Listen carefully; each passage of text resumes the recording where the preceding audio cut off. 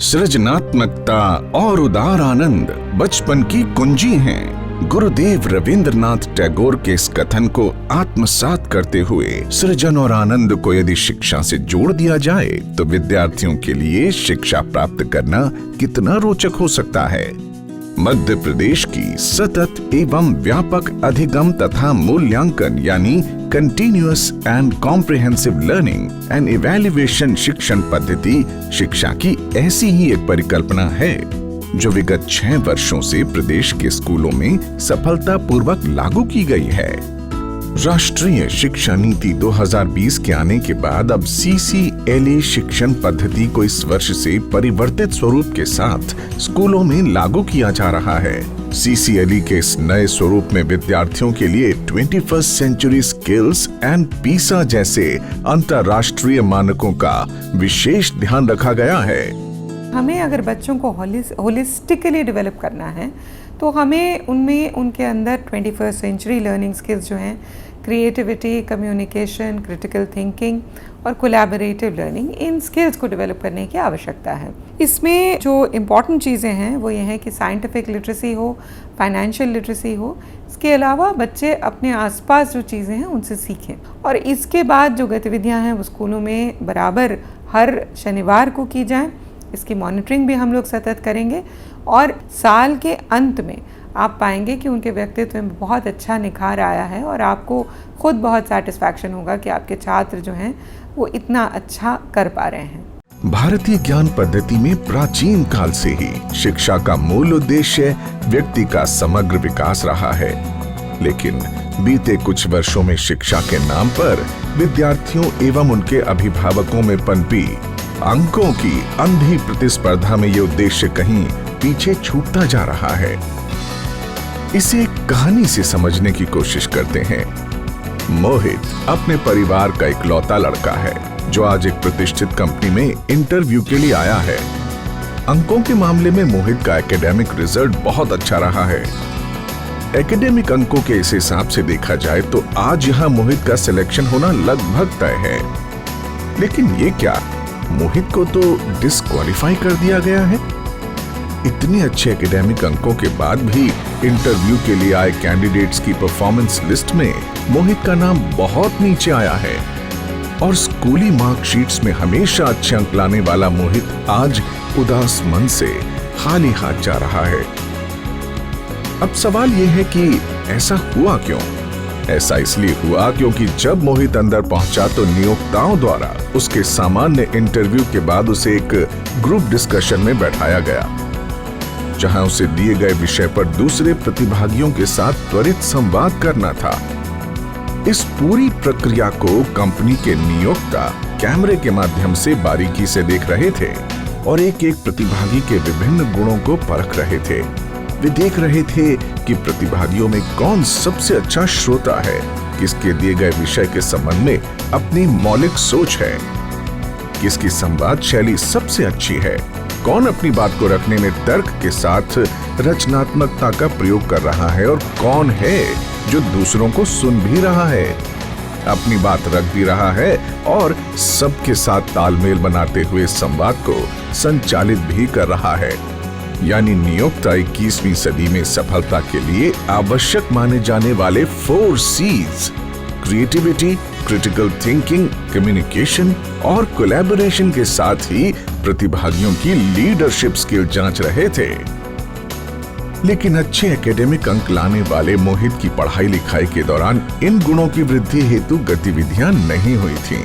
परिणाम स्वरूप मोहित ना तो वहां स्वस्थ संवाद कर सका, न दूसरे प्रतिभागियों से जुड़ सका और न ही वो अपनी रचनात्मकता या तार्किक क्षमता का प्रदर्शन कर सका। ये कहानी सिर्फ मोहित की नहीं, ऐसे अनेक बच्चों की है जो एकेडमिक रूप से उत्कृष्ट होते हैं लेकिन समाज या वर्क प्लेस पर अपने कार्य व्यवहार के कारण असफल हो जाते हैं। लोक शिक्षण संचालनालय मध्य प्रदेश द्वारा वर्तमान शिक्षा पद्धति में प्रचलित इन्हीं कमियों को दूर कर शिक्षा को वैश्विक मापदंडों के अनुरूप स्थापित करते हुए विद्यार्थियों का समग्र विकास करने का प्रयास है। सतत व्यापक अधिगम तथा मूल्यांकन यानी CCLE का ये संशोधित स्वरूप।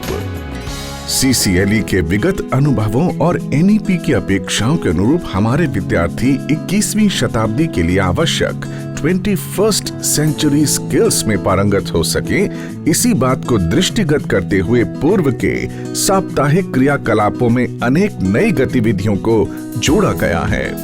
CCLE के संशोधित स्वरूप के अंतर्गत बाल सभाओं में एक्टिविटी बेस्ड लर्निंग के माध्यम से विद्यार्थियों को ज्ञान एवं व्यक्तित्व विकास के विभिन्न पहलुओं से परिचित कराया जाता है। ये गतिविधियां व्यक्तिगत एवं सामूहिक दोनों रूप से संचालित की जाती हैं। चूंकि विद्यार्थी इस व्यवस्था के तहत प्रत्येक शनिवार को पाठ्यक्रम आधारित गतिविधियों वाली बाल सभा की तैयारी पूरे सप्ताह भर करते हैं एवं प्रदर्शन के आधार पर अंक प्राप्त करते हैं, इसीलिए इस पद्धति को सतत व्यापक अधिगम तथा मूल्यांकन कहा गया है। अब बात करते हैं CCLE के अंतर्गत कराई जाने वाली गतिविधियों एवं इनके क्रियान्वयन की।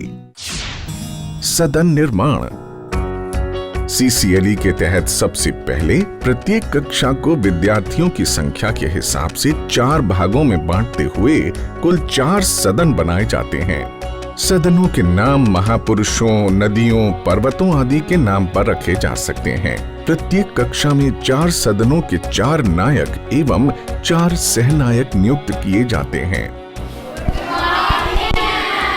गुड मॉर्निंग बच्चों, बैठ जाओ। नियुक्तियां एवं बाल सभा का संचालन कक्षा अध्यापक द्वारा ही किया जाता है, ताकि उसका ध्यान उसकी कक्षा के प्रत्येक विद्यार्थी पर रहे तथा वो सभी विद्यार्थियों को पाठ्येतर गतिविधियों हेतु समुचित अंक दे सके।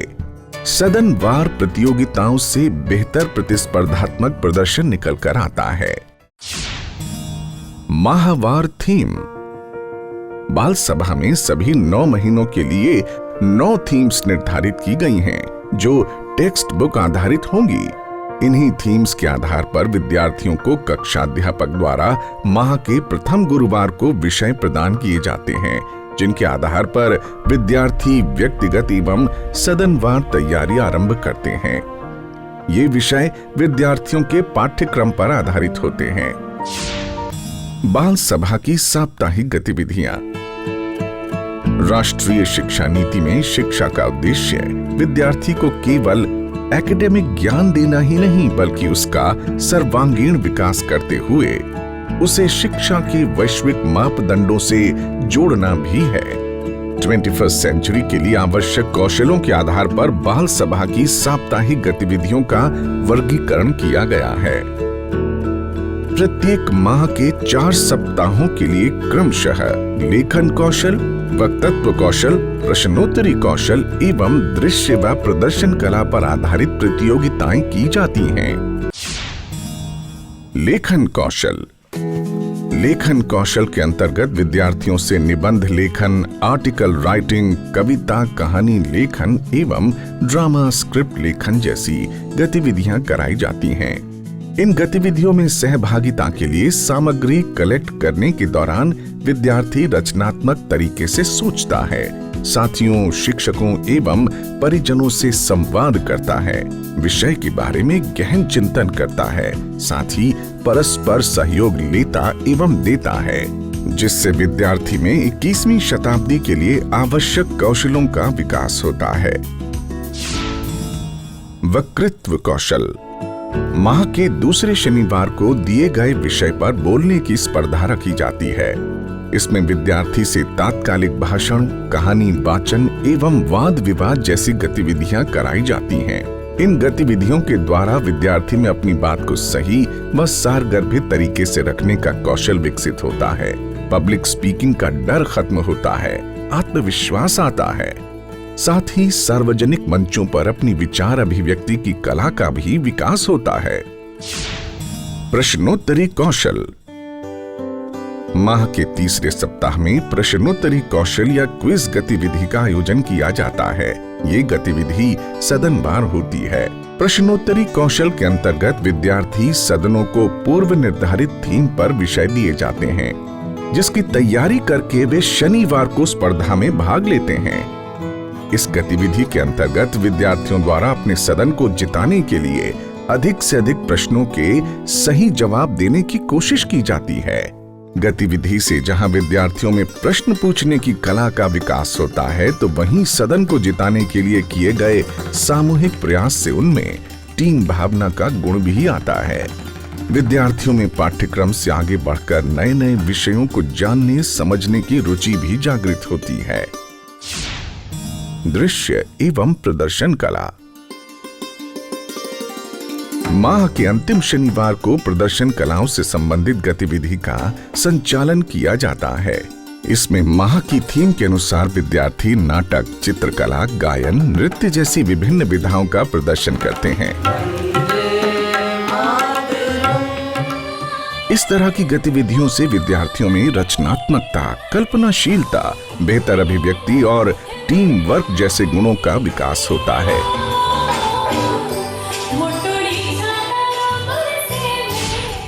मूल्यांकन। बाल सभा की गतिविधियों में भाग लेने वाले विद्यार्थियों के प्रदर्शन का मूल्यांकन प्रत्येक सप्ताह किया जाता है। व्यक्तिगत एवं सदनवार अंकों के आधार पर प्रतिमाह सर्वसम्मति से अग्रणी सदन एवं वर्ष के अंत में विजेता सदनों की घोषणा की जाती है एवं पुरस्कृत किया जाता है।